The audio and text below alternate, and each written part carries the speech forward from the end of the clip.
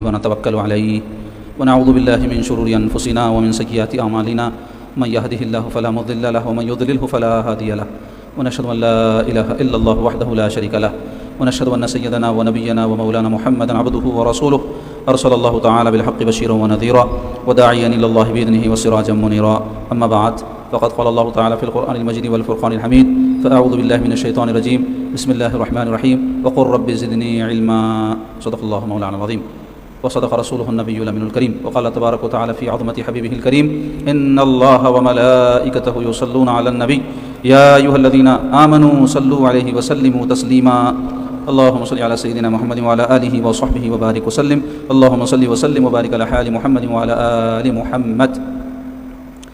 حاضرین و ناظرین اکرام السلام علیکم ورحمۃ اللہ وبرکاتہ. عزیزو بزرگو دوستو پیاری بہنوں،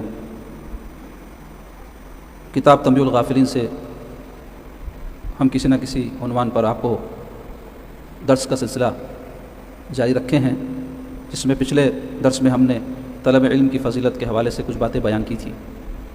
آج بھی انشاءاللہ تعالیٰ اسی موضوع پر کچھ اور باتیں بیان ہوں گی، جس میں ذیلی عنوان ہے علمی حلقوں کا مقام.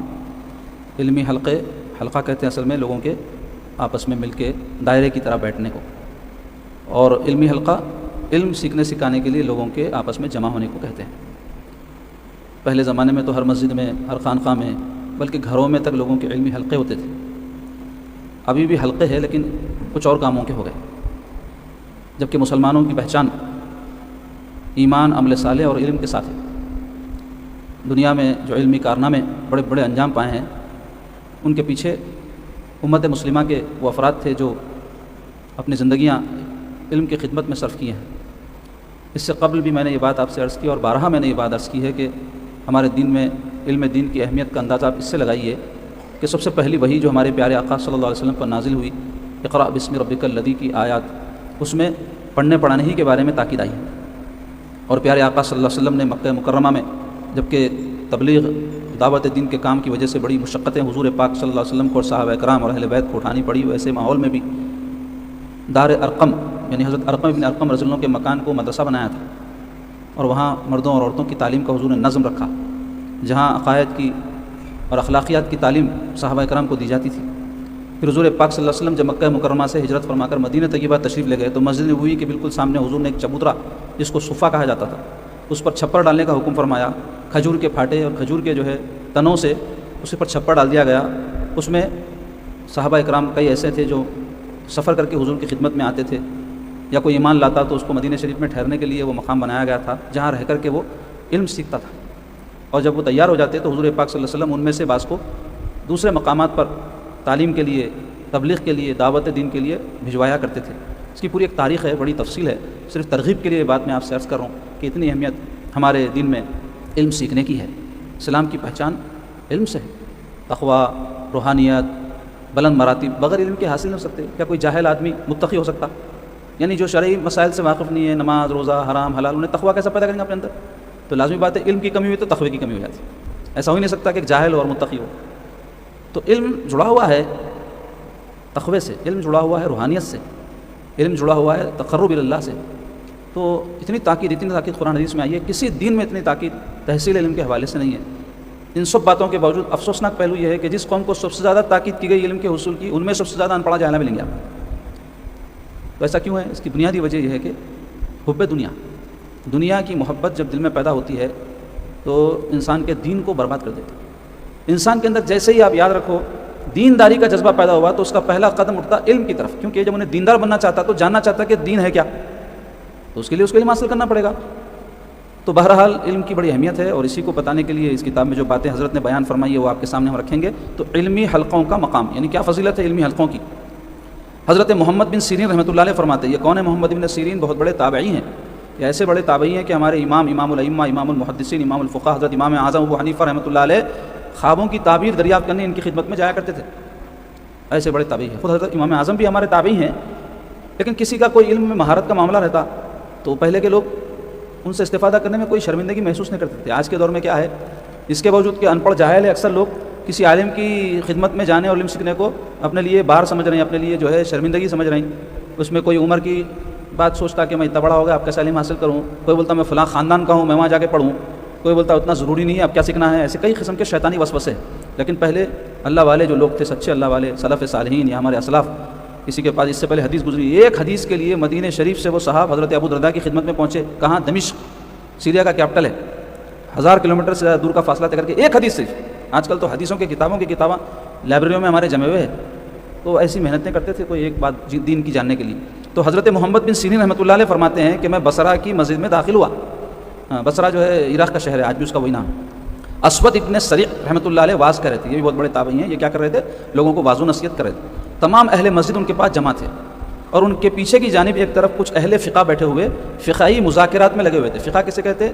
مسائل شرعیہ کے علم کو کہتے ہیں. نماز میں کتنے فرائض ہے، وضو میں کتنے فرائض ہے، وضو کیسا ٹوٹتا، نماز کے اندر جو ہے کیا غلطی ہوئی تو سجدہ سہو کرنا. میں نماز کی مثال دیا. ایسے بے شمار مسائل ہے حرام کے حلال کے بارے میں، اور ایسے ہی حقوق کے بارے میں، معاشرت کے بارے میں، اخلاقیات کے بارے میں. ہمارے دین میں پورے مسئلے مسائل ہیں نا. جیسے لوگوں کو زیادہ مسئلے کیا معلوم ہوتے؟ طلاق کے معلوم رہتے، وہ تو لڑ لیتے، طلاق لیے بعد میں مفتیوں کو نہیں جاتے، کوئی مسئلہ معلوم خالی ہو. ایسے ہی میرے بابا مر گئے میرے کو کتنا ملتا، اماں مرے کتنا ملتا، بیوی کا بھی کچھ مل سکتا کیا، مہر کیسا معاف ہوتا، یہ سب سیکھنا ہے تو مولویوں کو پکڑتے. تو ایسے بے شمار مسائل ہے تو اس کو بولتے فقہ. تو اہل فقہ بیٹھے ہوئے تھے، ایک طرف واز چل رہا تھا، ایک طرف فقہ کا درس ہو رہا تھا. میں نے اس علمی حلقے اور مجلس سے واز کے درمیان نماز پڑھی. یعنی مسجد میں گھستے تحیۃ المسجد پڑھنے کا حکم ہے نا بیٹھنے سے پہلے، تو حضرت پڑھ لیے. فارغ ہو کر سوچنے لگا، کبھی کہتا کہ اسود یعنی جو بزرگ واز کر رہے ہیں ان کی مجلس میں چلا جاؤں، کیا معلوم انہیں قبولیت و رحمت نصیب ہو تو مجھے بھی حصہ مل جائے. کیونکہ جہاں اللہ کا ذکر ہوتا، جہاں واز بولتا بھی ذکر اللہ کا ذکر ہے، وہ اللہ کی یاد دلاتے، رسول کی یاد دلاتے، اللہ رسول کی باتیں بتاتے، ذکر ہے وہ بھی. تو سوچے کہ اللہ کا ذکر ہو رہا تو جو مجلس میں اللہ کا ذکر ہوتا رحمتیں برستی تو وہاں بیٹھے سے والے کو حصہ ملتا، بلکہ حدیث میں آیا تو میں واز میں گیا تو شاید حضرت پہ رحمت نازل ہوئی تو میرے کو بھی مل جائیں گی. ایسا سوچے. پھر کہتا علمی حلقے میں بیٹھ جاؤں، شاید کوئی مسئلہ سن لوں جو پہلے نہ سنا ہو اور اس پر عمل نصیب ہو جائے. یعنی دو بھی خیر کے کام ہیں. ابھی انہوں کنفیوز تھے، یہاں جاؤں وہاں جاؤں. میں اس کشمکش میں وہاں سے چل دیا. ارادہ تو کرے لیکن بیٹھے نہیں چلے گئے اور کسی کے پاس بھی نہ بیٹھا. اگلی رات خواب میں کیا دیکھتا ہوں کہ ایک شخص مجھے کہہ رہا ہے اگر تو علمی حلقے میں بیٹھ جاتا جہاں فقہ کا مذاکرہ ہو رہا تھا تو ان کے ساتھ حضرت جبریل علیہ السلام کو بھی بیٹھے ہوئے پاتا. اللہ، کیونکہ جبریل علیہ السلام وہی لے کر آتے. تو وہی کیا علم ہے، وہی کے پیامبر ہے وہ حضرت جبریل علیہ السلام. تو جہاں فقہی علمی گفتگو ہوتی ہے، مسئلے مسائل پر کوئی شرعی بات ہوتی ہے تو اس کو لوگ لیٹ لیتے. اب لوگوں کا سوچ کا معاملہ کیا ہو گیا، کچھ بھی کرے تو فائدہ کیا ہے دیکھ رہے ہیں، اور وہ بھی دنیاوی جو کہ فانی ہے. یہاں تک کہ کوئی وظیفہ پڑھے، کتنے وقت پڑھے تو کیا کام بنتا، کون سے ملصاب کرنے جاتے دعا قبول ہو جاتی، کون سے ملصاب کرنے جاتے پھوکتے کام ہو جاتا. تو یہ سب دنیا کا ہے کام. یہ فقہ سے کیا معلوم ہوتا؟ حرام حلال معلوم ہوتا، صحیح غلط معلوم ہوتا، دین کی سمجھ پیدا ہوتی، شرعی احکام پہ صحیح طریقے سے عمل کرنے کے طریقے معلوم ہوتے. اس سے اپنے کو انٹرسٹ نہیں. کیوں؟ میں بولا نا بنیاد کیا ہے اس کی؟ حب دنیا. جو تباہی ہمارے اندر علمی زوال کی آئی ہے، حب دنیا. یعنی ہم کیا کر رہے ہیں؟ دین سے بھی دنیا کو کیسا اچھا کر سکتے دیکھ رہے ہیں. اپنے دین پہ کوئی عمل کرے تو ہمارا دنیا کا کیا فائدہ ہو جاتا؟ بچی کی شادی ہوتی کیا حضرت کے پاس گئے تو یہ نہیں دیکھ رہے ہیں، حضرت کے پاس گئے تو کوئی شرعی مسئلہ معلوم ہوتا کیا، کوئی حرام حلال کے بارے میں کچھ سیکھ سکتے کیا، اللہ تعالیٰ کی کچھ معرفت حاصل ہو سکتی کیا. یہ کوئی شوق لوگوں میں رہا نہیں. پہلے تو علم کا ہی شوق نہیں ہے، اگر کہیں جانے کا شوق ہے بھی تو یہ سب باتیں ہیں. تو علمی مجلس، علمی محفل اختیار کرنا. اور یہ ایسا نہیں ہے کہ سیزنل کوئی چیز ہے، once in a week, once in month, once in life time بھی یہ بات جانے تو صرف ایک آدھ وقت زندگی میں چلے گا تو بہت بڑی بات ہوگی.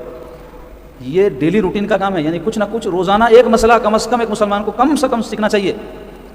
طہارت کے مسائل ہے، نماز کے مسائل ہے، روزے کے، زکوٰۃ کے، حج کے، آداب زندگی ہے.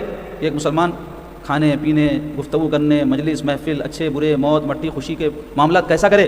ایسا ہی لوگوں کے ساتھ ہمارے معاملات ہیں، بیوی کے ساتھ کیسا رہنا، بچوں کے ساتھ کیسا رہنا، اماں کے ساتھ کیسا رہنا، بھائیوں کے ساتھ کیسا رہنا، مسلمانوں کے ساتھ کیسا رہنا، مولوی صاحب، مؤذن صاحب، بے شمار لوگوں سے روزانہ ہم ملتے، ان کے ساتھ ہمارا رویہ کیسا ہو. یہ دین ہے اور یہ سب فقہ سے پتہ چلتا. تو یہ سب سیکھنے کی چیزیں ہیں. اور اس میں کئی چیزیں تو ایسی ہے واجب ہے کہ اگر کوئی سیکھنے میں کوتاہی کر رہا ہے، سستی کر رہا ہے، گناہ گار ہے. جیسے آپ کو بولتا ہوں میں نماز پڑھنا فرض ہے، ہر مسلمان کو معلوم، نہیں پڑھے تو گناہ گار ہوتے. تو صحیح پڑھنا فرض ہے، غلط پڑھنا فرض ہے. تو کوئی بولے گا صحیح پڑھنا فرض ہے، تو صحیح کس کو بولتے ہیں؟ صحیح نماز کیسی ہے سیکھنا پڑے گا نا. خب میں آ جائیں گی کہ نماز کیسا پڑھنا. خضوع آپ پیدا کر سکتے ہیں، یعنی اللہ کی طرف رجوع ہونا. لیکن اگر آپ شرعی طور پہ کوئی ایسی غلطی کر رہے ہیں جس سے نماز فاسد ہو گئی تو آپ کا خضوع کام کہاں سے آتا؟ تو آپ کو معلوم رہنا کہ نماز کے فرائض کیا ہے، نماز کے شرائط کیا ہے، نماز کے واجبات کیا ہے، نماز کی سنتیں کیا ہے. پھر اس کے بعد آتا نماز کو اچھے طریقے سے حسن و جمال کے ساتھ کیسا پڑھنا. تو یہ سب سیکھنا پڑتا. اور صرف علم سے نہیں آتا، یہ صحبتیں بھی ضروری ہے. تو علماء کی بھی صحبت ہونا، مشائخ کی بھی صحبت ہونا. علماء کی صحبت سے علم آتا، مشائخ کی صحبت سے تقویٰ پیدا ہوتا. ان کی صحبتوں سے دل کے اندر نرمی پیدا ہوتی ہے، رقت پیدا ہوتی ہے، محبت پیدا ہوتی ہے اللہ رسول کی. تو اس واقعے سے کیا پتہ چلا؟ علمی حلقوں کو معاملی نہ جانے، جبریل علیہ السلام اس میں موجود ہو سکتے ہیں. اتنی بڑی بات ہے دیکھو. اچھا اب دوسرا ایک عنوان ہے طالب علم کا مقام. طالب علم بولتے علم طلب کرنے والا. اب طالب علم بولتے میں سے پہلے لوگ کیا سمجھتے ہیں, چھوٹا بچہ بستہ لگا کے اسکول کو بھاگتا, بس کے واسطے ٹھہرا ہوا ہے, ایسا ذہن میں رہتا. انہیں بھی طالب علم ہے, لیکن ہر کوئی کسی عمر کا ہو علم طلب کرنے والے کو طالب علم بولتے. اب میں ہوں آپ کے سامنے بیان کر رہا ہوں, اب مجھے کوئی مسئلہ معلوم کرنا ہے جو نہیں معلوم, تو اگر میں اپنے مولوی صاحب کے پاس جاؤں گا یا کوئی بڑے عالم کے پاس جاؤں گا, میں تو خود طالب علم ہوں, جاؤں گا تو پھر میں طالب علم ہوں. اب وہ مول صاحب کوئی اور مسئلہ کسی سے معلوم کریں تو انہوں بھی تو ہمیشہ آدمی طالب علم ہی رہتا ہے. کیوں؟ علیم تو صرف اللہ ہے جو سب کچھ جانتا ہے, باقی ہر کوئی انسان جاہل ہے. جتنا علم سیکھتا اس کا علم بڑھتا جاتا. تو طالب علم ہر شخص ہوتا ہے, اور ہم میں کوئی عمر بڑھ گئی تو انہیں سمجھنا اب میری عمر نہیں ہے, اب کیا سیکھوں. جہاں سے شعور پیدا ہوا علم کے حاصل کرنے کا, وہیں سے انہیں علم سیکھنا شروع کر دینا. تو بتلا رہے ہیں کہ حضرت انس بن مالک رضی اللہ عنہ حضور پاک صلی اللہ علیہ وسلم کا یہ ارشاد نقل کرتے ہیں کہ جس کسی کو یہ پسند ہو کہ ایسے لوگوں کو دیکھے جنہیں اللہ تعالیٰ نے دوزخ سے آزاد کر رکھا ہے, تو وہ علم سیکھنے والوں کو دیکھ لے. ہاں, اب یہ بھی جو ہمارا حلقہ ہے یہ علمی حلقہ ہے, تو وہ سارے فضائل جو بیان ہو رہے ہیں علمی حلقوں کے اور طالب علم کے, وہ سب ہم پر بھی صادق آتے ہیں کہ ہم بھی علم سیکھنے کے لیے کوئی مسئلہ دین کا معلوم کرنے. اب علم کی فضیلت ہے یہ, جس کو آج نہیں معلوم تھا ہوگا, اب آنے کے بعد معلوم ہوا تو وہ ساری باتیں جو ہے اس کو سیکھنے میں شمار نہیں کریں گے. تو جو سیکھے انہوں طالب علم ہوئے. تو بتلا رہے ہیں کہ علم سیکھنے والوں کو دیکھ لے اگر کوئی جہنم سے آزاد لوگوں کو دیکھنا چاہتا ہے. حضور فرماتے ہیں اس ذات کی قسم جس کے قبضے میں محمد صلی اللہ علیہ وسلم کی جان ہے, جو طالب علم کسی عالم کے دروازے پر چکر لگاتا ہے, تعویذوں کے لیے نہیں, علم سیکھنے, پھونک پھاک کے لیے نہیں, وہ تو دنیا کا کام ہے, اپنی ضرورت ہے. ملیہ تو یہ چیزوں کا خیال نہیں ہے, اس کے پیٹ کا درد کم نہیں ہو رہا. الیہ تو جو ہے یہ سب چیزوں کا خیال نہیں ہے, اس کے بچے کی شادی نہیں ہو رہی. یہ سب چلتا رہتا دنیا میں. اس میں مسلمان غیر مسلم کوئی معاملہ نہیں, دنیا کے معاملات ہے. جس کا جب ہونا ہوتا مسلمان یہی کرتا, انہیں اللہ سے رجوع ہوتا خالی, بس اتنا ہی. وہ غیر مسلمان ہوتے اور ان کے کام تو چل رہے ہیں, بلکہ ہم سے زیادہ چل رہے ہیں. انجینئراں, ڈاکٹراں, سائنٹسٹاں غیر مسلموں میں زیادہ ہے, تو کیا انہوں کامیاب ہے؟ نہیں. ہمارے اندر کوئی ڈاکٹر انجینئر اگر نہیں ہے تو اللہ تعالیٰ قیامت کے دن پوچھیں گے ڈاکٹر کیوں نہیں بنا تھا, بغیر ڈاکٹر بنے میرے پاس کیسا آیا؟ یہ سوال ہی نہیں ہے. سوال کیا ہے؟ بغیر اچھا مسلمان بنے کیسا آیا؟ تو اچھے مسلمان بننا, اس کا یہ مطلب نہیں ہے کہ ڈاکٹری انجینئر نہیں کرنا, دنیا کے لیے وہ بھی ضروری ہے, وہ بھی کرو, لیکن وہ بھی اس واسطے کرو تاکہ اللہ راضی ہو جائے, آخرت سمجھ جائے, نوٹا کمانے نہیں. آج کل تعلیم کا مقصد نوٹا کمانا ہو گیا, کمرشل کر دیا اس کو, اس واسطے سیکھنے سکھانے سب کرنے میں آدمی دنیا داری میں لگا ہوا ہے. اگر وہی علم اگر کوئی اس مقصد سے سیکھے, اس سے میں دین کو غالب کروں, اس سے میں جو بھی علم حاصل کروں دین کو کوئی فائدہ پہنچاؤں, اپنی آخرت سنواروں, اپنی نسلوں کو سدھاروں, تو کوئی بھی دنیا کا علم سیکھیں گا تو وہ دینداری ہے. اگر یہ نیت نہیں ہے دین کا علم, یہ سوچ کے سیکھ رہا میں مولوی حافظ اس واسطے بنوں, لوگوں کے سروں پہ ہاتھ رکھ دوں, پاؤں رکھ دوں, ان کے اوپر بڑا بن کے بیٹھ جاؤں, تو اس کا دین کا علم سیکھنا بھی اس کے لیے گناہ ہے, مکروہ ہے اس کے لیے ایسا علم سیکھنا نیت کی وجہ سے. تو نیت بڑی اہم ہے. تو ہر علم نیت کی وجہ سے علم نافع بن جاتا ہے, اور ہر علم چاہے ظاہر میں کتنا ہی اچھا ہو, نیت خراب ہو تو وہ علم نقصان دہ ہے آپ کے. تو بتا رہے ہیں کہ حضور پاک صلی اللہ علیہ وسلم کہ حضور قسم کھا کے فرما رہے ہیں کہ جو طالب علم کسی عالم کے دروازے پر چکر لگاتا ہے علم سیکھنے, اللہ تعالیٰ اس کے ہر قدم کے بدلے اور حرف کے بدلے جو سیکھتا ہے 1 سال کی عبادت لکھتے ہیں, اور ہر قدم کے عوض اس کے لیے جنت میں ایک شہر بناتے ہیں. وہ زمین پر چلتا ہے تو زمین اس کے لیے استغفار کرتی ہے, اللہ یہ علم سیکھنے نکلا, اس کو معاف فرما, اس کے گناہ بخش دے, اس کی غلطیوں کو بخش دے. اس کی صبح و شام مغفرت کی حالت میں گزرتی ہے طالب علم کی. فرشتے اس کے لیے گواہی دیتے ہیں اور کہتے ہیں یہی لوگ ہیں جنہیں اللہ تعالیٰ نے آگ سے رہائی بخشی ہے. کیسی فضیلت ہے, دیکھو آپ اندازہ لگائیے, معمولی فضیلت ہے یہ طلب علم کی. تو پھر سمجھ لو طلب علم وہ تو بستہ بچہ نہیں, جو بھی علم حاصل کر رہا. تو آپ لوگ بھی الحمدللہ یہاں طلب علم میں آئے نا, وہ تو نیت اللہ جانے, میں تو اچھی آپ کے بارے میں یہ گمان رکھتا ہوں کہ آپ لوگ طلب علم کے لیے آئے ہیں, اور اگر وہ نیت سے آئے ہیں تو انشاءاللہ آپ کا آنا بھی مبارک, میرا سنانا بھی مبارک. اچھا, دوسرا ایک عنوان ہے علم اور ذکر. ایک حدیث میں ہے کہ حضور صلی اللہ علیہ وسلم مسجد میں تشریف لائے, وہاں پر 2 مجلسیں دیکھی. دو مجلسیں, 2 کپے بیٹھے ہوئے تھے, ایک کپا ادھر ایک کپا ادھر. ایک میں اللہ کا ذکر ہو رہا تھا اور دوسرے فقہ سیکھ رہے تھے. آپ نے ارشاد فرمایا حضور پاک صلی اللہ علیہ وسلم دونوں مجلسیں خیر پر ہیں, یعنی ایک مجلس اللہ کو یاد کر رہی ہے, ایک مجلس علمی شغل میں مصروف ہے. البتہ حضور فرماتے ایک دوسرے سے بہتر ہے, یعنی دونوں میں ایک افضل ہے ایک دوسرے درجے میں. یہ ذکر کرنے والے لوگ اللہ تعالیٰ سے دعا مانگتے ہیں, وہ چاہے یعنی اللہ چاہے تو عطا کر دے اور چاہے تو نہ دے. یعنی دعا کرنا بندے کا کام ہے, اسی وقت دینا بعد میں دینا اللہ کی مرضی ہے. وہ تو حضور فرما رہے ہیں وہ ذکر کر رہے ہیں, دعا کر رہے ہیں, وہ لوگ اللہ کو یاد کر رہے ہیں, اللہ سے دعا کر رہے ہیں. تو جو بھی دعا کر رہے ہیں اللہ چاہے ان کو جو مانگ رہے ہیں دے دے یا نہ دے, بعد میں دے, جو بھی ہو تو نہ دے. اور یہ لوگ مسائل سیکھتے سکھاتے, دوسرا گروپ. اور حضور فرمایا میں بھی معلم بن کر ہی آیا ہوں. معلم بول تو علم سکھانے والے, لہٰذا یہ ان سے افضل ہے. فرمایا سرکار اس سے ذکر کرنے دعا کرنے والوں سے علم سیکھنے والے افضل ہیں. پھر انہی لوگوں کے پاس حضور بیٹھ گئے جس کے پاس جو علم سیکھ رہے تھے. تو اس سے کیا پتہ چلا, ذکر دعا بھی بہت اچھا کام ہے, وہ عبادت کے زمرے میں ہے, اور علم سیکھنا اس سے اچھا کام ہے. کیوں؟ آپ کی عبادت اور دعا بھی درست اسی وقت ہوگی جب آپ علم سیکھیں گے. ایک آدمی ہے برسوں نماز پڑھ رہا لیکن نماز کے اندر ایسی کوئی غلطی کر رہا ہے جس سے نماز فاسد ہو جاتی ہے، اس کو پتہ ہی نہیں ہے، اور انہیں وہ کام کرتے جا رہا نماز میں، تو اس کی نمازیں ساری ضائع نہیں ہو گئی. تو علم سیکھنے کے بعد اگر انہیں وہ کام کرتا تو کیا ہوتا تھا، اپنے کام کو صحیح طریقے سے کر سکتا تھا. لیکن کئی لوگ ایسے ہیں بولتے بھائی ٹائم نہیں ہے ہمارے. تو اس کے لیے ایک واقعہ بڑا زبردست ذہن میں رکھنا، ہر وہ مرد و عورت جو علم سیکھنے کے حوالے سے، کوئی ہنر سیکھنے کے حوالے سے، کوئی فن سیکھنے کے حوالے سے اپنے آپ کو اپڈیٹ کرنا بولتے ہیں. اپڈیٹ کرنے کے حوالے سے، اپڈیٹ کرنا کسے بولتے ہیں، حالات کے حساب سے اپنے کو درست کر لینا، ایڈجسٹ کرنا، حالات کے حساب سے اپنے آپ کو اس قابل بنانا. تو اس کو کوئی بولے یہ اپڈیٹ کرو، یہاں سائیکل پہ کب تک پھریں گے، ٹو ویلر پہ آ جاؤ. تو اگر کوئی یہ بول رہا ہے میرے کو ٹائم نہیں ہے بھائی ٹو ویلر کے واسطے، سائیکل پہ پھرتے پھرتے فرصت نہیں ہے میرے کو، تو میں ٹو ویلر کہاں سے لوں. اگر کوئی ایسا بول رہا تو آپ اس کو ناسمجھ نہیں سمجھیں گے. تو اس کو ایک واقعے سے سمجھایا گیا ہے. ایک شخص ایک جگہ سے گزر رہے تھے، دیکھے ایک آدمی جھاڑ کاٹ رہا تھا آرے سے، کٹ رہے نہیں. تو انہیں جا کے بولا بھائی آپ کب سے کاٹ رہے ہیں؟ تو بولے میں 2 گھنٹے سے کاٹ رہا ہوں. تو پھر کٹ رہا نہیں نا، تو آپ خاموش بیٹھو میرے کو کاٹنے دو بولا. تو انہوں بولے بھائی ذرا آرا دیکھ لو، مڑ دکھ رہا، آپ 2 گھنٹے سے کاٹ رہے ہیں، کٹ رہا نہیں تو آرا تیز کر لو نا. تو بولا کہتے نہیں کاٹنے سے میرے کو فرصت نہیں، آرا کہاں تیز کروں بولا کہتے. تو یہی حال ہماری زندگیوں کا ہے. ارے علم سیکھو، ارے علم سیکھنے فرصت نہیں ہے بھائی میرے کو، تو مطلب یہ کہ آرا تیز نہیں کر رہے، زندگی گزر رہی. تو بچے وغیرہ کبھی ماں باپ کی بات نہیں سنے، نافرمانی کرے، علم سے بھاگے. تو میرے پاس اماں بابا تعویذوں کو لاتے، تو میں تعویذ تو دیتا ہوں، دعا بتاتا ہوں، وہ تو ضروری ہے مسلمان ہے، اللہ سے رجوع نہ ہر کام میں. لیکن نصیحت بھی کرتا ہوں ان کو، تو ان کو یہی بولتا ہوں دیکھو بیٹے جو چھری تیز رہتی ہے وہ کاٹتی ہے، جو چھری منڈ رہتی ہے نہیں کاٹتی. تو اگر آپ علم سیکھیں گے آپ کی چھری تیز ہو جاتی ہے. اگر آپ علم نہیں سیکھے چھری منڈ رہتی، محنت بھی لگتی، وقت بھی ضائع ہوتا، لیکن جو چیز آپ کاٹنا چاہ رہے ہیں کٹتی نہیں. مطلب آپ جو حاصل کرنا چاہ رہے ہیں حاصل نہیں ہوتا، علم کے بغیر نہیں ہوتا. تو ہم کو دین کا بھی علم سیکھنا ہے، دنیا کا بھی. تو اس حدیث شریف سے کیا پتہ چلا، علمی حلقے کی فضیلت ذکر و دعا کے حلقے پر. اچھا بھائی یہ آخری بات آج کی، اس کے بعد میں کچھ اور باتیں میں آپ کو کتاب کے علاوہ عرض کروں گا. 3 بہترین عمل کرتے. حضرت ابو سعید خدری صحابی ہیں رضی اللہ عنہ، حضور پاک صلی اللہ علیہ وسلم کا یہ ارشاد نقل کرتے ہیں کہ روئے زمین پر، بولتے پوری یہاں سے وہاں تک زمین جہاں تک ہے، روئے زمین پر 3 عمل سب سے بڑھ کر ہیں. ایک علم کا حاصل کرنا، دوسرے جہاد، تیسرے کسب حلال. ہاں یہ 3 کام کیا ہے، سب سے بڑھ کر عمل کرتے. کیوں؟ اس لیے کہ طالب علم اللہ تعالیٰ کا محبوب ہے. اللہ کے راستے میں انہیں علم حاصل کر کے اللہ کی معرفت، اس کا قرب حاصل کرنا چاہ رہا. غازی بولے تو جہاد کرنے والا اللہ تعالیٰ کا ولی ہے کہ اللہ کے لیے جان قربان کرنے نکلا ہوا ہے انہیں. اور کسب حلال کرنے والا اللہ تعالیٰ کا دوست ہے، کیونکہ حلال رزق سے ہی اگر کوئی اپنے آپ کو پالتا اور پوستا ہے تو اس کا عمل اللہ کے پاس قبول ہے. ورنہ انہیں لاکھ نماز پڑھ لے، روزے رکھ لے، اس کا رزق حلال نہیں ہے. اب رزق حلال بولے تو ایک ہوتا کھانے پینے کی چیزیں، ایک ہوتا آمدنی بھی حلال رہنا اور کھانے پینے کی چیزیں بھی حلال رہنا. تو ایسے کام کیا ہے دنیا میں سب سے بڑھ کر کام ہے یہ، ہمارے اس کو آخری کھانے میں ڈالتے ہیں.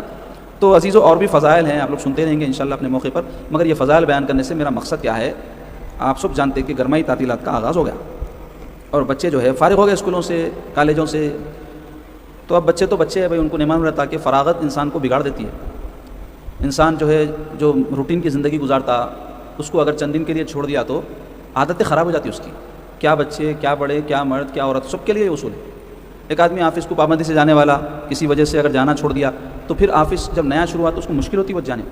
ایسے ہی ایک آدمی کچھ بھی کام روزانہ کرتا تھا محنت کا، انہیں چھوڑ دینے کے بعد شروع کرا تو پھر اس کو عادی ہونے کے واسطے بہت مشکل ہوتی. تو بچے رہتے، روزانہ ان کو ایک روٹین رہتی زندگی میں. اور یہ اسکولوں میں، کالجوں میں جا کے پڑھنے کا جو کانسیپٹ ہے وہ کئی کو رکھے معلوم آپ کو. اس سے زندگی میں ایک نظم اور ضبط پیدا ہوتا. خالی تعلیم مقصود نہیں رہتا. اس طالب علم جب کہیں جا کے پڑھتا ہے تو کیا کرنا پڑتا، اس کو جانے سے پہلے تیاری کرنا پڑتا. سو رہا تو اٹھنا پڑتا، کچھ اور کام کر رہا تو چھوڑنا پڑتا، پھر ٹائم پہ کھانا پڑتا، ٹائم پہ جانا انہیں.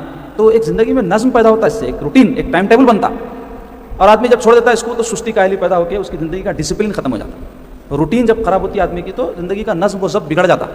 تو تعطیلات میں دیکھنے میں یہ آتا، مسلمانوں کے گھروں میں زیادہ ہوتا ہوں گا، ہر قوم میں ہوتا کہ بچوں کو نانیوں کا نہیں بھیج دیتے، یا کوئی نانی کا نہیں دیتے، دادیوں کا نہیں بھیج دیتے. شفٹنگ ہوتی یہاں سے وہاں سے، اور 8 10 دن چلے اور اماں بھی چلے. کیا بولتے چھٹیاں ہیں. کئی گھروں میں تو آپ کو حیرت ہوگی، میرے تک مسائل آئے، چھٹیاں ہوتے باواؤں کو ہیبت چھوٹ جاتی. کئی کو چھٹی بولتے چلے جاتی رہے بھائی، ابھی نے جا کے بیٹھ جاتی وہاں، پکا کے کھلانے کا مسئلہ، اپنی اماں کو دیکھنے کا مسئلہ. بولے تو چھٹیوں میں بھی نہیں جاؤں گی کیا، ایسا خیال رہتا. ہاں ضرور سسرال میں ہے تو میکے میں عورت کو جانے کا حق ہے، لیکن اولین ذمہ داری اس کی سسرال کی ذمہ داری، سسرال میں بھی شوہر کی اور بچوں کی. لیکن وہ سب سمجھ میں نہیں آتا. آج کل کئی جھگڑے صرف اسی بنیاد پہ ہو رہے ہیں کہ شادی کے بعد عورتیں جا کے اماں بابا کے پاس بہت لمبا رہ جا رہی ہے، جس کی وجہ سے جھگڑے ہو رہے ہیں، ہوئے تو طلاقوں تک نوبت آ رہی. میرے پاس کئی آتے ایسی جھگڑے روز آتے. کیا بولے تو بیوی جا کے بیٹھ گئی. کئی کو بولے تو گھر میں کام ہوتے، پہلے نہیں تھا. اچانک شادیاں ہو جا رہی ہیں. کیا یہ آدم علیہ السلام کے زمانے میں نہیں ہوتے تھے؟ اس زمانے سے آج تک ہزاروں سال گزر گئے. یہ سب جو ہے سماجی معاملات نہیں ہوتے تھے کیا؟ سب ہوتے تھے. ہماری سوچ بدل جا رہی، خیالات بدل جا رہے، خود غرضی بہت آ گئی ہمارے اندر، نفسا نفسی آ گئی. پہلے عورتیں کام کرتے تھے، محنت کرتے تھے گھروں میں، اب نہیں کرنا چاہ رہے ہیں. یا بعض گھروں میں ایسا ہوتا تھا کہ کم کام رہتا تھا ان کا، اب کام بڑھ گیا تو ان پہ ظلم ہو جا رہا، وہ زیادتی کر دیتے کئی گھروں میں، سب کام بہو کرنا بولتے ہیں. ایسا نہیں رہتا. 4 آدمی اگر گھر میں رہتے ہیں تو سب کام بانٹ لینا. اب ہمارے گھروں میں ایسا کچھ بھی نظام نہیں ہے، نہ بیٹھتے نہ کبھی بات کرتے، کس کی کیا ذمہ داری کچھ بھی نہیں، سب سمجھ لینا، سب کر لینا کا ماحول ہے. بیٹھ کے بات کرے تو جھگڑے ہوتے ہیں. تو اس واسطے زیادہ چل رہا چلنے دو کا فارمولا ہے ہمارے گھروں میں اکثر. تو جس کی وجہ سے کیا ہو رہا ہے، جھگڑے بڑھتے جا رہے ہیں، لوگوں کے سوچ بدل رہی. اور اس کے بھی پھر اسباب ہے، اس کی تفصیل میں گیا تو موضوع دوسرا ہو جائے گا. میں کیا بتانا چاہ رہا ہوں کہ جاؤ چھٹیاں ہوئے تو اماؤں کا نہیں جاؤ، بچوں کی تعلیم خراب نہیں ہوئے ایسا جاؤ، ان کی عادتیں خراب نہیں ہوئے ایسا جاؤ. 2-4 دن جاؤ پھر آ جاؤ، پھر ایک 15 دن کے اندر پھر ایک 2-3 دن چلے جاؤ، ایسا ایڈجسٹ کر لو. یہ 8-8 دن 10-10 دن 15-15 دن چلے گئے تو کیا ہوتا ہے، بچے بگڑ جاتے. کئی کو بولتے پہلے تو نانیوں کے گھر میں گئے تو لڑا ہوتے ان کے ساتھ، کئی کو بولتے تیرے آیا میرا لال میرا ہرا میرا ادا میرا پیلا چلتا وہاں. تو وہاں پہ نہ نانی کچھ بولتے نہ نانا کچھ بولتے، گودم میں اٹھا کے پھرتے، چاکلیٹاں دلاتے، باہر لے آ کے پوڑے کھلاتے، طبیعتیں بھی خراب ہو جاتی بچوں کی. اب بولیں گے تو خطرناک بات بول رہے ہیں آپ، سسرالوں میں لڑا دے رہے ہیں. لڑانے کا مقصد نہیں ہے، ایسا ہوتا اور نہیں ہونے کی چیزیں ہو جاتی. اس واسطے جو نہیں ہونا ہے اس کے لیے سمجھانا پڑے گا نا. تو چونکہ آزاد جہاں بھی انسان رہتا ہے، یاد رکھو اپنے مرضی چلانا چاہتا تو اس کے نتائج بعض اوقات اچھے نہ نکلتے، تو نظم و ضبط بگڑ جاتا. تو اس کے لیے اگر جا رہے ہیں بھی تو جائیں، لیکن تعلیم کو متاثر ہونے نہ دیں. میں یہ نہیں بولوں گا اسکول میں جیسا ہوتا تھا چھٹیوں میں ویسی تعلیم کا سلسلہ رکھو، بولے بھی تو کوئی کرتے نہیں، وہ ہونے والا ہے. لیکن روزانہ ان کے لیے کچھ نہ کچھ وقت تعلیم اور تربیت کا قائم رہنا تاکہ ان کی عادت نہ بگڑے، یہ بولنا چاہ رہا ہوں. تو اس کے لیے سمر کیمپ وغیرہ کا تو بہت سلسلہ چل رہا محلوں میں، مسجدوں میں، ہمارے پاس بھی چل رہا سمر کیمپ. تو کہیں بھی ایسا سمر کیمپ میں 2-3 گھنٹے تعلیم کو بھیج دینا. اس کے بعد بھی ان کو جو روٹین میں مولوی صاحب کی تعلیم ہے وہ چھٹیاں مل کر چھڑانا نہیں، وہ بھی چلتے رہنا، بلکہ چھٹیوں کو غنیمت جانتے ہوئے بچوں کے اندر کوئی نئی صلاحیت پیدا کر سکتے کیا، کوئی نئی اسکل پیدا کر سکتے کیا، نئی قابلیت پیدا کر سکتے کیا، فائدہ اٹھانا اس سے چھٹیوں سے. ہمارے پیارے آقا صلی اللہ علیہ وسلم کیا فرمائے، 2 نعمتیں ایسی ہیں کہ جس کے بارے میں لوگ نقصان میں ہیں، ایک صحت، دوسرے فراغت. صحت تو سب جانتے، فراغت بول تو خالی ٹائم نعمت ہے، اس کو ضائع نہیں کرنا، کچھ بھی سیکھنا انسان. اور صرف بچوں کے لیے بولوں میں آپ کو، بڑے لوگوں میں بھی دیکھنے میں آ رہا، نوجوان نسل تو چھوڑو، اچھے خاصے ادھیڑ عمر کے لوگ، بلکہ بوڑھوں کو میں کہیں دیکھ رہا ہوں فونوں کے اوپر گیماں کھیل رہے ہیں. آخرت کے بارے میں سوچنے کی عمر ہے ان کی، خبر میں پاؤں لٹکا کے بیٹھے ہوئے گیم کھیل رہے ہیں. کیا بولیں گے بولو آپ. اور اسی طرح نوجوانوں کو تو پوچھو نہ کون، ایسا سمجھے پیدا ہی ہم انٹرٹینمنٹ کے واسطے ہوئے. بے مقصد زندگی ہے، صبح ہوتی ہے شام ہوتی ہے، عمر یوں ہی تمام ہوتی ہے. اللہ تعالیٰ کے پاس ایک سانس کا حساب ہے. حدیث پاک میں آیا قیامت کے دن بندہ اپنا پیر اپنی جگہ سے نہیں ہلا سکے گا جب تک کہ اس سے یہ سوالات نہ ہوں گے کہ اس نے کیا علم حاصل کرا، کیا عمل کیا، اپنا وقت کن کاموں میں گزارا، اپنا مال کہاں سے کمایا، کہاں صرف کیا. اور بھی ہیں، لیکن یہ ہمارے موضوع کے سوالات بتا رہا ہوں میں آپ کو، علم کے حوالے سے پوچھا جائے گا. تو چاہیے اپنے بچوں کو اچھی تعلیم اچھی تربیت دینا، کیونکہ حدیث پاک میں سرکار فرمائے ایک بہترین عطیہ جو باپ اپنے بیٹے کو دے سکتا ہے، مطلب اولاد کو، وہ اچھی تعلیم اور تربیت ہے. آپ دولت چھوڑ کے جاؤ، آپ گھراں چھوڑ کے جاؤ، دکانیں چھوڑ کے جاؤ، کاروبار چھوڑ کے جاؤ، منصب چھوڑ کے جاؤ، اگر آپ اس کو اہل نہیں بنا کے گئے تو سب لٹا دے کے برباد کر کے بیٹھا. اور اگر آپ اس کو اہل بنائے، یہ سب نہیں ہے، انہیں جما لیتا ہے سب. صلاحیت پیدا کرنا اور اس کے پیچھے کام کرنا پڑتا ہے. یہ موقتی کام نہیں ہے، ہماری آخری سانس تک کرنے کا کام ہے. دنیا سے ہم گئے تک اپنی اولاد، بچے ہو یا بچیاں ہو، ان کی تربیت، ان کو نصیحت کرنا، ان کو سمجھانا ہمارا کام اور فریضہ ہے. کیونکہ قرآن مجید میں اللہ تعالیٰ کیا فرما رہا ہے، یا ایھا الذین آمنوا، ایمان والو، قوا انفسکم واہلیکم نارا، تم اپنے کو بھی جہنم کی آگ سے بچاؤ، اپنے گھر والوں کو بھی جہنم کی آگ سے بچاؤ. تو جہنم کی آگ پھونکنے سے بجھتی کیا؟ جہنم کی آگ صحیح عقیدے اور اعمال صالحہ سے بجھتی. تو ان کو صحیح العقیدہ اور نیک بنانا نا. اور نیک بنانے کی فیکٹری کہاں ہے معلوم آپ کو؟ گھر. نیک بنانے کی فیکٹری رہتی. اب فیکٹری میں جو مشین رہتا ہے وہی پروڈکٹ نکلتا ہے، تو سب کو معلوم. مثلا پلاسٹک کی فیکٹری ہے تو پلاسٹک کے آئٹم نکلیں گے، اگر لکڑی کی فیکٹری ہے تو لکڑی کے آئٹم نکلیں گے. ایسا تو نہیں ہو سکتا پلاسٹک کی فیکٹری میں لکڑی کے آئٹم نکل رہے ہیں. یا اس کو اور آسان سمجھو آپ، بیج جیسا ہے پھل ویسا. اب آم کا بیج وہ ہے تو آم کا جھاڑ نکلتا، کبھی سنے آم کے بیج کے ساتھ جام کا جھاڑ نکل گیا؟ اگر نکلا بھی تو اس کو کرامتاً بولیں گے، عادتاً نہیں بولیں گے. عادتاً ایسا نہیں ہوتا. عادت تو جام کا جھاڑ جام دیتا، آم کا جھاڑ آم دیتا، جو بیج ہے وہی پھل دیتا. تو اپنے بچوں کو جام کا آم کا بنانا چاہ رہے ہیں یا کانٹے کا بنانا چاہ رہے ہیں جھاڑ، وہ طے کرنا. تو اس کے لیے گھر میں ماحول رہنا، ڈسپلن رہنا. ہمارے گھروں میں ڈسپلن نہیں ہے. بچوں کو اچھی سوچ، اچھی فکر، اچھے نظریات دینے کے بجائے جاسوسیاں سکھاتے اس کو، سازشاں سکھاتے اس کو، گالیاں سکھاتے اس کو. یہ بلا کے بول کے سکھانا مراد نہیں ہے. مطلب یہ ہے کہ ہم ایسے رہتے انہیں بھی ویسے بنتا. سب سے پہلے بچہ کس سے سیکھتا؟ ماں باپ سے. اور ماں باپ کے بولنے سے نہیں سیکھتا، ماں باپ کے دیکھنے سے سیکھتا. انہیں اماں کیا کر رہی، بچی دیکھتی، باوا سے لڑ لی، انہیں بھی جا کے شوہر سے لڑتی شادی کے بعد. ایسے ہی بچہ دیکھتا ہمارے باوا گالیاں دے رہے ہیں، جھوٹ بول رہے ہیں فون کے اوپر، تو آپ کچھ بولنے کی ضرورت نہیں ہے. بیٹا ہے آپ کا، انہیں ماشاء اللہ جانشین بنتا. آپ کا ہر باپ کا ایک جانشین ہوتا نا. تو آپ جیسے آپ کی اولاد ویسی. تو ان کو بعد میں نیک بناؤ، بولو میں پہلے اپن نیک بننا، اپن اچھے بننا، اپن با اخلاق بننا. تو ہمارا سایہ ان پہ پڑا تو انہوں بھی وہی سایہ میں بڑے ہو کے ویسے ہی بنتے. تو یہ کام بہت بڑا ہے. مولویوں کے اوپر چھوڑ دیا تو کچھ بھی نہیں ہوتا. حافظ صاحب آئے، مول صاحب آئے، پڑھا کے چلے گئے، حضرت کرنے لگا تھا، پھکا دیا ہوگا، اس سے کچھ بھی نہیں ہوتا. پہلے تو اس کو بڑا ہونے تک زمین اس کی اچھی کرو، اس کے بعد میں حضرت کے پاس لے جاؤ تو انہوں اچھا بیج بو سکتے. اس میں آپ بنجر زمین لے کے جائیں گے، ڈھیٹ کو لے کے جا کے حضرت کے پاس چھوڑیں گے، کیا کریں گے؟ انہوں دعا کرنے کے علاوہ کچھ بھی نہیں کر سکتے. آپ اس قابل بنا کے لے جاؤ، آگے کے کام انہوں جو کرنا ہے وہ کر سکیں، اس اہل اس کو بنا کے لے جاؤ۔ تو مختصر یہ عزیز ہو کہ اپنے بچوں کی تعلیم و تربیت کی فکر کرو، اور علم میں ان کے توازن پیدا کرو، دنیا کا علم بھی سکھاؤ، دین کا بھی سکھاؤ، لیکن یاد رکھو اس کا نظریہ اور اس کا خیال یہ بناؤ کہ انہیں دنیا کا علم سیکھے تو برائے دنیا نہ ہو، وہ دنیا کا علم انہیں اللہ کے لیے سیکھے، آخرت کی بھلائی کے لیے سیکھے، خیر خواہی کا جذبہ لوگوں کے بارے میں اس کے دل میں پیدا کرو۔ یہ سب پہلے تعلیم کے ساتھ شامل تھی چیزیں ہمارے معاشرے میں، گھروں میں، مدرسوں میں، خانخواہوں میں۔ اب تعلیم الگ ہو گئی، تربیت تو ہے ہی نہیں۔ یہ دونوں چیزیں لازم و ملزوم ہیں۔ خالی تعلیم انسان کو اچھا انسان نہیں بناتی، معلومات کا ایک خزانہ اس کے پاس رہتا لیکن انہیں اس کو استعمال ہی نہیں کرتا، تربیت سے اس کو استعمال کرتا۔ تو تعلیم کے ساتھ تربیت بہت ضروری ہے، اور تربیت میں عقائد سب سے اہم، یاد رکھو آپ۔ تو اس کے لیے تربیت کیا کرنا پوچھیں گے آپ؟ تربیت یہ کرنا ہم جو عقائد کے حامل ہے وہ عقائد کے عملی کاموں میں اس کو لگانا۔ مثلا ہم بزرگان دین سے عقیدت رکھنے والے لوگ ہیں، درگاہوں کو جانے والے، درگاہوں کے چڑیاں ہیں بولتے لوگ، ہے بولنا، ہم جن کے چڑی ہے انہیں ہمارا خیال کریں گے، ان کے وسیلے سے ہم بخش لیں گے، ایسا عقیدہ رہنا۔ لوگ مذاق اڑانے بولتے تو اپن جاتے بزرگان دین کے پاس لے کے جانا، اور خالی لے کے نہیں جانا، ان کو بتانا کیوں جاتے اللہ والوں کے پاس، ان کے پاس جانے سے اللہ کی محبت میں اضافہ ہوتا، ان کے فیوز و برکات ہم کو نصیب ہوتے، اور رسول اللہ صلی اللہ علیہ وسلم فرمائے زیارت کرو مزارات کی، تو سنت ہے رسول اللہ صلی اللہ علیہ وسلم کی۔ اور ایسے ہی فاتحہ درود وغیرہ ہم جو دیتے کیوں دیتے؟ اب بس کام نہیں ہے، بڑے بڑے بزرگان دین اولیاء اللہ کر کے گئے اور آج ایسا بتا رہے ہیں اس کو یہ معاذ اللہ بدعت ہے، وہ ہے، یہ ہے۔ کوئی چیز کی بغیر دلیل ہمارے پاس تعلیم اور تربیت ہے ہی نہیں، ہر چیز کے پیچھے دلیل ہے۔ یہ اور بات ہے کوئی نہیں ماننے والا ہے تو نہ مانے، لیکن دلیل ہے ضرور، اور بغیر دلیل کوئی کام ہونا بھی نہیں۔ تو سکھانا بچوں کو، یہ یوں اس واسطے کرتے۔ شب برات کو قبرستانوں کو لے جاتے تھے، لے گئے تو سمجھانا بیٹے دیکھو انہوں ہمارے ساتھ چلتے پھرتے تھے، اب سو گئے بابا جا کے، دادا سو گئے اندر، ہمیشہ کیا ہم کو بھی آنا ہے ایک دن۔ وہ لوگوں کو ریئلسٹک بنانا، حقیقت پسند۔ کئی آپ گھروں میں دیکھیں گے میت ہو گئی تو پورا گھر ہلکے تباہ و تاراج ہو جاتا، کئی لوگ وسوسوں میں مبتلا ہو جاتے، ان کے اوپر ایسا معلوم ہوتا پوری دنیا جیسا تباہ ہوگی تو ایسا ہمارے گھر میں ہوگا سمجھتے ہیں، حالانکہ ہر گھر میں موت ہوتی، ہر گھر میں ہونے والی ہے۔ اگر کوئی غافل ہے تو سمجھتا نہیں ہو رہی تو جاہل ہے انہیں۔ کیوں ایسا ہوتا؟ ریئلسٹک نہیں رہتے ہم، تصور بھی نہیں کرنا چاہتے کہ انسان مرتا ہے، جبکہ خیال ہمیشہ رہنا مرنے کو پیدا ہوئے۔ تو بچوں کا ویسا ذہن بنانا، حادثات کے حوالے سے ان کی تربیت ہونا، سلیقہ مندی ان کو سکھانا، صاف ستھرے رہنا سکھانا، لوگوں کی قدر کرنا سکھانا، رشتے ناتوں کی اہمیت ان کو بتانا، یہ تربیت کے کام آئے، کتابوں میں نہیں لکھے ہوئے رہتے۔ یا آپ تربیت یافتہ رہے تو منتقل کرتے اپنی نسل کو، اب اپنی تربیت یافتہ نہیں ہے تو وہ چیز کا چاہیے، جام کا جھاڑ ہی نہیں تو جام کہاں سے لگے گا، بیج ہے ہی نہیں اس کا تو کہاں سے جام کا جھاڑ اٹھتا۔ تو اس واسطے ڈاٹا فیڈنگ بولتے ہیں، سب کو معلوم ہے آج کل کمپیوٹروں میں جاتے سسٹم ڈالتے، پورا آپریٹنگ سسٹم بولتے ہیں اس کو۔ آپ فون لیتے اس کے اندر یہ ڈالو وہ ڈالو بول کے کیسا ڈلاتے اپلیکیشن پلے اسٹور پہ سے، تو بچے کا بھی پلے اسٹور اس کا جو ڈالنا ہے وہ ڈالنا اس کے اندر ذہن میں اس کے، تو تربیت کرنا پڑتا ہے۔ اور یہ ہلو ہوتا ہے، ایک دم ایسا نہیں ہوتا ایک بہت بڑی پاکٹ لا کے الماری میں رکھ دیا تو جیسا بھر گئی بولتے نہیں، ویسا نہیں رہتا ہے، تھوڑا تھوڑا تھوڑا تھوڑا تھوڑا اس کے ذہن میں ڈالتے رہنا پڑتا، موقع سے اس کو سمجھاتے رہنا پڑتا۔ ایسے حالات کبھی آ گئے کوئی چیز تو اس کو معلوم ہونا یہ کرنا ہے یہ ٹائم پہ، تو یہ بہت بڑا مشن ہے یہ، اور مقصد زندگی ہے ایک ماں باپ کا۔ اگر یہ نہیں کر رہے انہوں تو اپنے بچے کو بھی ضائع کر رہے ہیں اور اپنے کو بھی اللہ کے سامنے جواب دہ بنا رہے ہیں۔ تو ان کی اچھی تعلیم اچھی تربیت کا یہ موقع رہتا تعطیلات میں، اسی غرض سے یہ سمر کیمپ وغیرہ رکھے جاتے، اگر کہیں صحیح اچھی تعلیم و تربیت ہے تو صحیح العقیدہ لوگوں کے پاس آپ ان کو یہ دنوں میں بھی لے جا کے تعلیم و تربیت کرواؤ۔ اللہ تعالیٰ ہم سب کو نیک توفیق عطا فرمائے۔ اب آئیے فقہی مسائل کے بیان میں، اسلامی آداب کے عنوان سے جو کتاب ہے آداب اسلام، اس میں اس سے قبل ہم نے صدقات کے آداب بیان کیے تھے۔ اب صدقات بولتے ہو کوئی بھی کام اللہ کو راضی خوش کرنے کے واسطے جو کرتے اس کو صدقہ بولتے، لوگ سمجھے پیسے دینے کو بولتے خالی۔ اب آگے آتا دیکھو معلوم ہوتا صدقہ کیا کیا چیزیں صدقہ ہے۔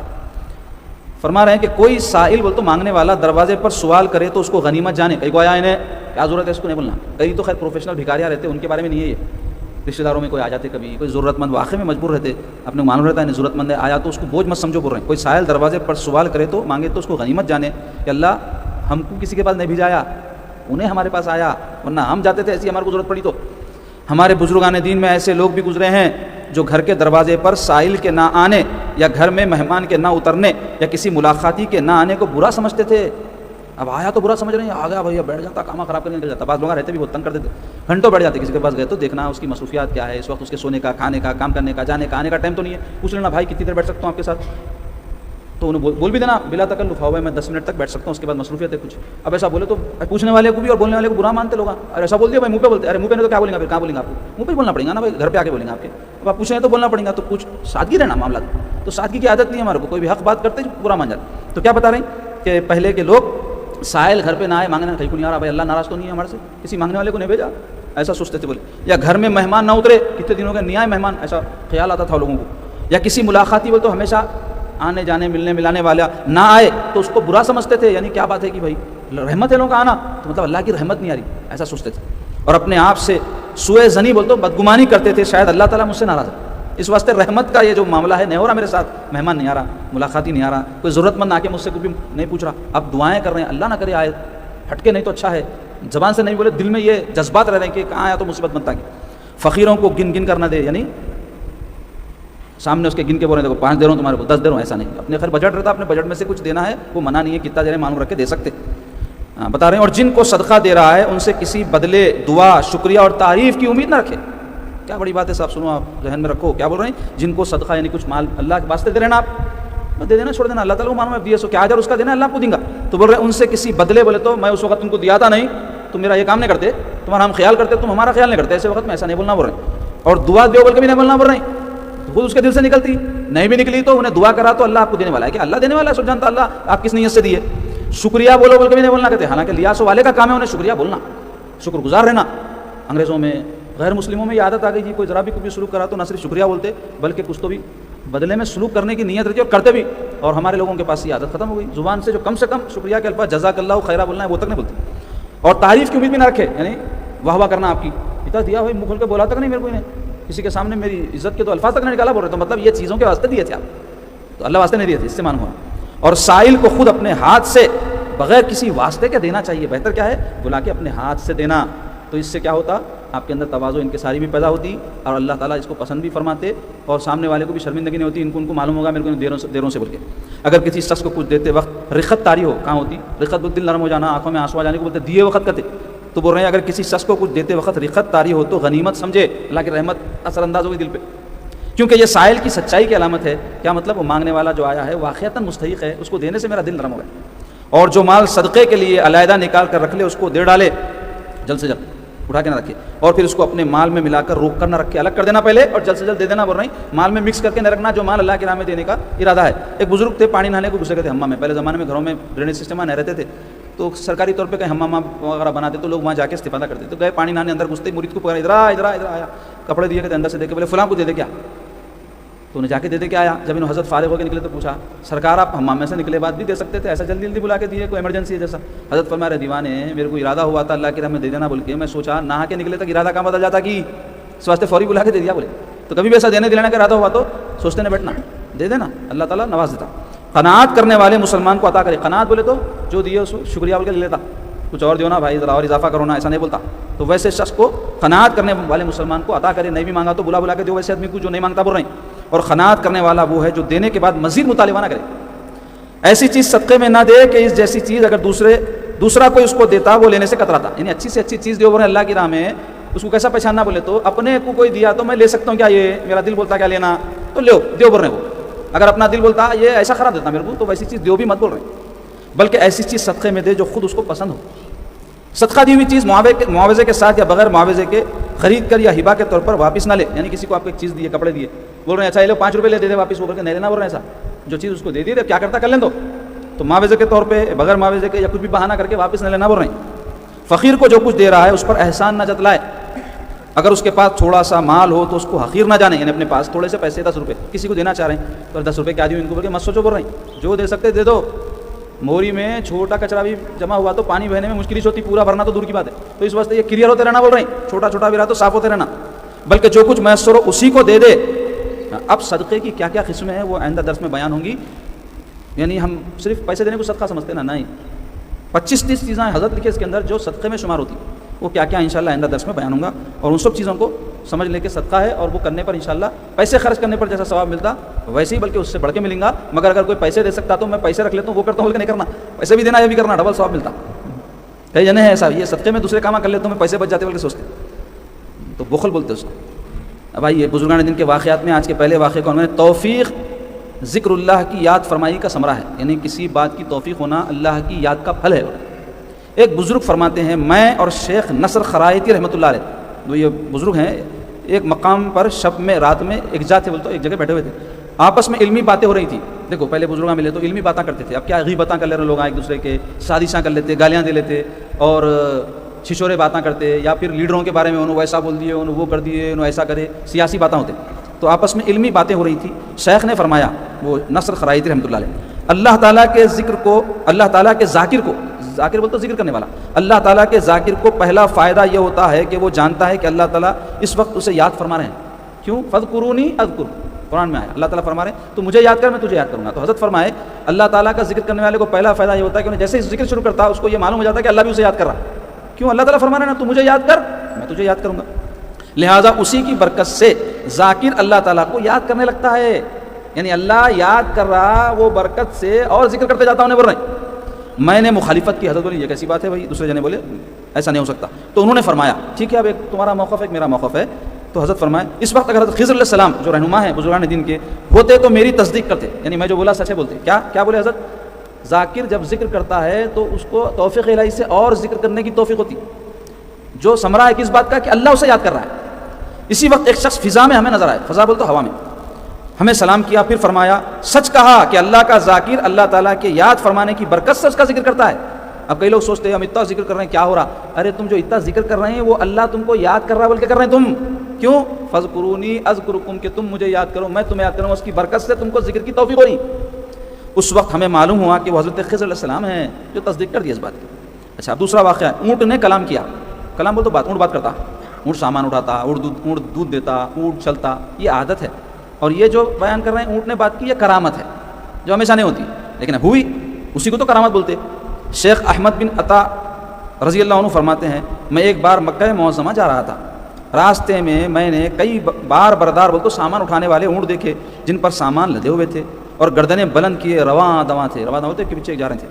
میں نے کہا پاک ہے اللہ تعالیٰ جس نے ان اونٹوں کے ذریعے بار برداری آسان فرما دی. ورنہ آپ سوچو اونٹ کے اوپر جو سامان ڈالتے انسان پہ ڈالے تو زمین میں گھس جاتا ہوں. اتنا سامان رہتا اونٹ کے اوپر وزن ڈال کے. اب تو نہیں ہے زمانہ. جس زمانے میں صرف یہی چیزوں پہ سفر ہوتا تھا تو حج کو گئے تو پورا کھانے پینے کا سامان لے جانا. تو اب حاجی صاحب کہاں سے اٹھا کے لے جائیں گے؟ اونٹ پہ ڈال کے لے جاتے تھے. تو حضرت شکر ادا کیا. تو ایسا غور کرنا ہم بھی اللہ تعالیٰ جہازہ پیدا کرا. دیکھتے کیا جہاز جا رہا. ارے کیا جہاز جا رہا نہیں بولنا اللہ تیرا شکر ہے ایسی سواری تو بنا دیا دیکھ کہ جس میں ہمارا وقت بچ جا رہا. پہلے لوگ ایک مہینے میں جہاں پہنچتے تھے ہم چند گھنٹوں میں پہنچ جا رہے ہیں. ایسا شکر ادا کرنا. ٹیکنالوجی کی چیزیں پنکھا آیا ہوا آ رہی الحمدللہ. اللہ یہ نہیں تھی تو کوئی آدمی کا ہاتھ کتنا دکھتا تھا پنکھا جھیلنے میں. دیکھو کتنا آسانی ہو گئی. تو ایسا شکر ادا کرنا جو بھی نعمت ہے اللہ کی. دیکھ تو حضرت کو ایسے خیال آیا بولے اللہ تو یہ اونٹا نہیں بنا تھا اتنا سامان کیسا جاتا تھا اور انہیں اس کام کے لائق بنایا. بلکہ حضرت ایسا شکریہ کلمات زبان سے نکالے. اسی وقت ایک اونٹ نے میری طرف متوجہ ہو کر کہا کہو جل اللہ اللہ برتر و بزرگ ہے. یعنی اونٹ کلام کیا حضرت سے کرامات ظاہر ہو گئی. اب اللہ والوں کو ویسے بھی جانوراں بے جان چیزاں پرندے اور جڑی بوٹیاں بات کرتے. اب وہ بولی کس قسم کی رہتی ہے وہ سننے والا بولنے والا جانتا. لیکن بولیاں تو ہر ایک کے ہاں مرغیاں ہیں ان کا پوری زندگی گزارتے بات نکل لیتے ہیں آپس میں. بولی رہتی ہے ان کی ایک ہم کو نہیں معلوم. پرندے آپس میں ان کی بولی رہتی ہے. ہم انسان ہیں ہماری بولیاں. اور خود ہماری بولیوں میں الگ الگ جگہ کے لوگوں کی الگ الگ بولیاں ہیں. آپ ہم اردو بول رہے ہیں ہندی بول رہے ہیں تیلگو دوسری زبان پہ چائنیز ہے کہیں انگلش ہے کہیں کچھ ہے. تو بولیاں ہیں سر ہر ایک کی بولی ہے. اور کئی وقت تو دیکھو زبان نہیں بولتی آنکھوں میں بول بال جاتے آپ اشاروں میں بول بال جاتے. تو ایسا ایک دوسرے کے کمیونیکیشن کے اللہ ذریعے بنائے. تو اونٹ حضرت سے بات کرا تو اللہ والوں سے کرتے اشیاء بات اور بولتے ہم یہ کام کیے ہم کو ایسا استعمال کرو. کئی کرامات اس بارے میں موجود ہے. اچھا اور ایک واقعہ ہے. درخت نے بات کی کہتے. تو کبھی بولا نا میں آپ کو اونٹ تو کر رہی تھا درخت تو اونٹ تو بات نہیں کرتا کرا. درخت تو اور مشکل ہے اس کو تو بھی زبان رہتی مگر کبھی ٹریننگ کرے تو بول بھی دیتے با جانور پرندے. لیکن درخت تو نہیں کرتا لیکن بات کرا کرتے. حضرت شیخ شبلی رحمۃ اللہ علیہ فرماتے ہیں میں نے ایک مرتبہ عہد کیا کہ حلال کے علاوہ نہیں کہوں گا. میں صحرا میں گھوم رہا تھا.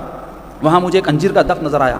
میں نے اس کی طرف ہاتھ لپکایا تاکہ اس سے پھل توڑ کر کھاؤں. اتنے میں درخت سے آواز آئی اپنے عہد پر قائم رہو اور مجھ سے پھل نہ کھاؤ کیونکہ میں ایک یہودی کی ملکیت ہوں. اللہ اکبر. اللہ حرام سے بچا لیا ان کو. کیسا درخت بات کر کے بول دیا مت کھاؤ. تو ایسے ہی بعض بزرگان دین اپنی کتابوں میں لکھتے ہیں یہ جڑی بوٹیوں کے جو فائدے ہیں نا کون کھا کے آزمایا بھائی. اگر مثلا کوئی جڑی ایسی ہے کھائے تو مر جاتے سمجھو زہر ہے تو کھایا سو والا بتا سکتا ہے کھا کے سو جاتا ہوں.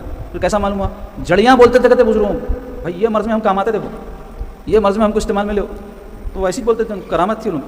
اچھا آخری واقعہ ایک بزرگ کا بیٹا غائب ہو گیا. وہ حضرت شیخ معروف کرخی رضی اللہ عنہ کے پاس گئے. معروف کرخی بہت بڑے بزرگ ہیں. بغداد میں کرخ بول کے ایک علاقہ ہے وہاں حضرت کی مزار آج بھی ہے. تو ان کے پاس گیا کہتے وہ شخص اور عرض کیا حضرت میرا بیٹا غائب ہو گیا اچانک. اس کی ماں بہت پریشان ہے. شیخ نے پوچھا کیا چاہتے ہو. انہوں نے کہا دعا کیجیے اللہ تعالیٰ میرے فرزند کو مجھ تک پہنچا دے. آپ نے دعا فرمائی. حضرت معروف کرخی نے کیا دعا ہے اللہم ان السماء سماؤک والارض ارضک وما بینہما لک ائتی بمحمد.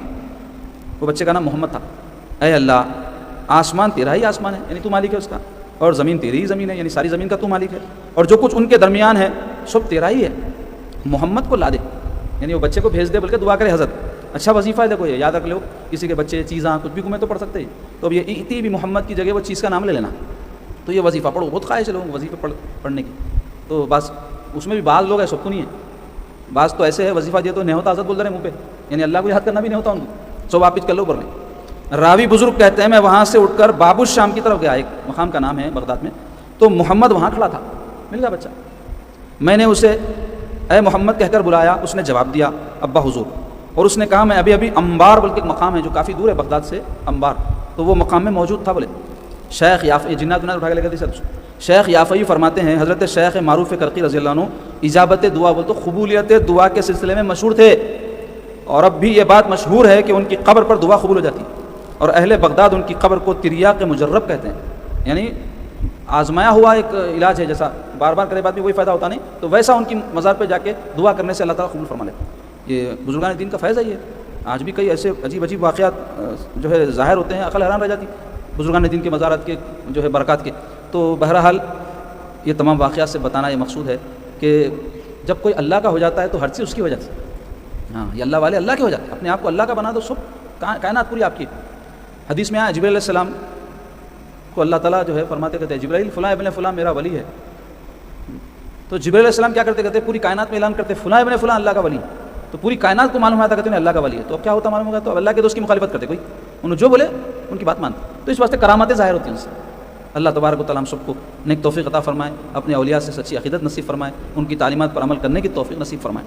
عزیزوں کو ضروری اعلانات سماعت کیجیے، بحمدللہ تعالیٰ ہر سال کی طرح اس سال بھی گرمائی تعطیلات میں مفت گرمائی دینی تعلیمی کیمپ اور کلاسز کا یہاں خانقاہ شریف میں گزشتہ کل سے آغاز ہو چکا ہے، اور 25 اپریل سے وہ سلسلہ انشاءاللہ 25 مئی تک چلے گا، جس میں کثرت سے الحمدللہ بچے بچیاں، اور بہت خوشی کی بات یہ ہے کہ مرد حضرات اور خواتین بھی شریک ہو رہے ہیں، مرد حضرات اور خواتین شریک ہو رہے ہیں۔ تو اہم کیوں ہے بات، بچے بچیوں کو تو چھٹیاں ہیں، عورتوں مردوں کہاں کے چھٹیاں رہتے جی، شادی شدہ ہے تو شوہر کی خدمت گھر کے کام سو بھی رہتے، مرد آدمی ہے تو نوکریاں رہتے، اس میں سے وقت نکال کے ہمارے الحمدللہ مرد حضرات بھی آ رہے ہیں، 40-50 کے قریب مردوں کی تعداد ہے، 30-35 کے قریب عورتوں کی تعداد ہے، اور الحمدللہ اب 2 دن سے تو آ رہے ہیں، اللہ آگے جانے کیا ہوتا توفیق دے، کیوں مستقل مزاجی بہت اہم چیز ہے، کئی وقت ایسا ہوتا جوش میں کوئی کام شروع کرتے اور ہوش آنے تک وہ کام ختم ہو جاتا، تو جوش اور ہوش دونوں کی ضرورت ہے، استقلال کے ساتھ مداومت کے ساتھ کوئی کام کرے، تو 1 مہینہ بہت بڑی چیز نہیں ہے، گزر جاتا، لیکن 1 مہینے میں بہت کچھ سیکھ جائیں گے یہ بھی ضروری نہیں ہے، مگر انشاءاللہ تعالیٰ آپ لوگوں کو فائدہ ہوگا، بہت سی ایسی چیزیں جو آپ نہیں جانتے تھے عقائد کے حوالے سے، فقہی مسائل کے حوالے سے، اور دیگر چیزیں جس کا سیکھنا ایک مسلمان کے اوپر ضروری ہے، وہ سب انشاءاللہ ان ایام میں سکھلائی جائیں گی، تو آپ لوگ ضرور اس سے استفادہ کریں۔ جو سلسلے سے وابستہ ہیں ان کو تو میں تاکید کروں گا کہ وہ آ بابا لا بابا اور جا بابا کی پالیسی پہ عمل نہ کریں، بلکہ کچھ سیکھیں، کچھ حاصل کریں، اور بغیر محنت کے کچھ بھی نہیں ملتا بھائی، کچھ کھوئے تو کچھ پا سکتے، قربانی دینا پڑتا، بغیر قربانی کی دنیا میں آپ کچھ بھی چیز نہیں پا سکتے، کوئی 100 کے سیٹ نہیں بن سکتا، کوئی 100 کے بڑا آدمی نہیں بن سکتا، انہیں نیند قربان کرنا، آرام چین قربان کرنا تو کچھ بھی نصیب ہوتا۔ آپ نے کو مہینے کو 25-50 ہزار روپے کمانا ہے تو صبح 9 بجے سے شام میں 9 بجے تک محنت کرنا پڑتا، گھر میں سوتے رہے تو 25 ہزار روپے گھر پہ لا کے پہنچاتا، کیا نوکری کرنا، کاروبار کرنا، کچھ بھی کرنا پڑتا، تو ایسے ہی دین بھی سیکھنے سے آتا ہے، اس کے لیے قربانی دینا پڑے گا۔ صحابہ کیسے کیسے قربانیاں دی، مکے سے ہجرت کر کے مدینے کو گئے دین کی خاطر، بیوی چھوڑے، بچے چھوڑے، کاروبار چھوڑے، اب ایسا سب تو کرنا نہیں ہے ہمارے کو، اتنا بڑا کام، تھوڑا وقت نکالنا ہے، اور وہ بھی 1 مہینے کے لیے، تو آپ لوگ نہ صرف خود اس میں شرکت کریں بلکہ اپنے گھر والوں کو بھی شریک کروائیں، اپنے احباب، اپنے اعزاء و اقارب کو بھی ترغیب دلائیں تاکہ وہ بھی اس سے استفادہ کریں۔ اس کے علاوہ پیر، جمعرات، ہفتہ، اتوار کو جہاں ہمارے پاس دروس جو ہوتے، اس کی تفصیلات یہاں ادھر بھی لگی ہوئی ہے، پیچھے بھی پارٹیشن ہے، ویب سائٹ پہ بھی موجود ہے، آپ لوگ اس کو ملاحظہ کریں، اپنے پاس اس کی فوٹو محفوظ رکھ لیں، اللہ توفیق دیا تو شرکت کریں۔ اللہ تعالیٰ سے دعا ہے یا اللہ ہم سب کو نیک توفیق عطا فرمائیے، مولا ہم کو علم دین سیکھنے، اس پر اخلاص کے ساتھ عمل کرنے کی توفیق نصیب فرمائیے، اور جو لوگ بھی اس علم کے پہنچانے اور علم کے سیکھنے میں معاون اور مددگار بن رہے ہیں، مولا ان کو اس کا بہتر سے بہتر اجر عطا فرمائیے۔ اے اللہ علم کے سیکھنے کے حوالے سے ہم سے جو کوتاہی ہو رہی ہے، جو سستی کاہلی کی وجہ سے ہو یا اور کوئی بہانوں سے ہو، مولا اس سے ہم کو محفوظ رکھیے اور ہم کو معاف فرمائیے، اور علم کی اہمیت کو سمجھنے کی توفیق نصیب فرمائیے۔ مولا ہم کو علم سیکھنے کے ساتھ ساتھ اپنے نسلوں کی تربیت کرنے اور ان کو علم سکھانے کی توفیق نصیب فرمائیے۔ اے اللہ ہمیں جو بیمار ہیں ان کو صحت اور عافیت عطا فرمائیے، ان کی بیماری، تکلیف، پریشانی کو دور فرمائیے، اور اللہ دیگر جو مسائل میں گرفتار ہیں ان کو اس سے رہائی عطا فرمائیے، جو گھریلو مسائل سے دوچار ہیں ان کے مسائل کو حل فرما دیجیے۔ اے اللہ جو معاش کے حوالے سے، روزی کے حوالے سے پریشان ہیں ان کو خیر و برکت سے سرفراز فرمائیے۔ اے اللہ ہم میں آپس میں اتحاد و اتفاق پیدا فرمائیے، ہمارے اخلاق کو، ہمارے کردار کو سنوار دیجیے، تمام کاموں میں استقلال، مداومت اور ہمت ہم کو نصیب فرمائیے، سستی سے، کاہلی سے، لاپرواہی سے، غفلت سے محفوظ رکھیے، با مقصد زندگی گزارنے کی توفیق نصیب فرمائیے تاکہ زندگی بامراد ہو جائے، آپ ہم سے راضی ہو جائیے، آپ کے حبیب ہم سے راضی ہو جائیں، ہماری دنیا اور آخرت کو سنوار دیجیے، ہمارے اہل و عیال میں، ہمارے اموال میں، ہمارے کاروباروں میں، ہمارے گھروں میں خیر و برکت ڈال دیجیے، گھروں میں جھگڑوں سے، شر و فساد سے، لڑائی جھگڑے سے ہم کو محفوظ رکھیے، لوگوں کو معاف کرنے، ایک دوسرے کو برداشت کرنے کی توفیق نصیب فرمائیے۔ وصلی اللہ تعالی علی خیر خلق ونور عرش سیدنا و مولانا محمد وعلی آلہ وصحبہ اجمعین برحمتک یا ارحم الراحمین والحمد للہ رب العالمین۔